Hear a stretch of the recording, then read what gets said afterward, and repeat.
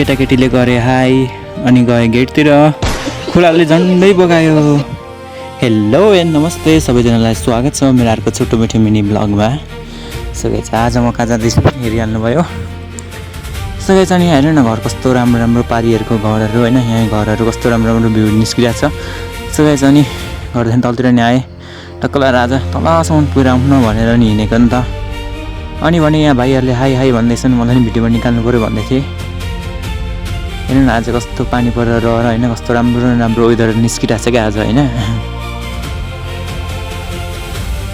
अनि so guys यहाँ तल तल आइसकेको छु म। यो घर हेर्नु न ठुलो मम्मीहरूको घर कस्तो राम्रो निस्किरहेको छ क्या। सो गाइस यहाँ तल झाँक्री पार्कको यो गेट हो नि त। टक्कलाई छिटो छिटो गर्दै गर्दै आएँ। कस्तो राम्रो देखिरहेछ क्या सो गाइस आज। अनि सरर गएर माथि गएँ, सिटी चढ्दैछु क्या माथि। अनि यहाँसम्म मात्र आज आएको हो नि त होइन, अब अरू चाहिँ म भ्लगमा निकालिहाल्छु। सो गाइस हेर्नु न कस्तो राम्रो राम्रो भ्यूहरू। अनि यहाँ छुम्बिङमा भने धान रोपाइ हुँदै रहेछ। अनि सो गाइस त्यही हो, यहाँ आएर फोटोसोटो खिचेँ। अनि अब म लाग्दिन्छु घरतिर।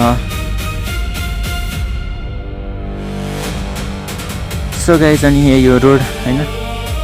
सो गाइस अनि यहाँसम्म मात्र पिच हुने रहेछ नि त होइन। टक्क लगाएर घरहरू हेर्नु न कस्तो राम्रो राम्रो घरहरू देखिरहेछ। अनि सो गाइस यहाँ कुलोको पानीमा टक्क लगाएर फोटो भिडियोहरू खिचिहालेँ। अनि सो गाइस त्यस्तै हो होइन, गाउँहरूको ब्लगहरू तलसम्म पुऱ्याएको क्या। आज भर्खर पानी परेर रहिरहेको थियो नि त, अनि त्यही भएर तलसम्म पुऱ्याएको नि त। त्यही हो सो गाइस, ओके बाई।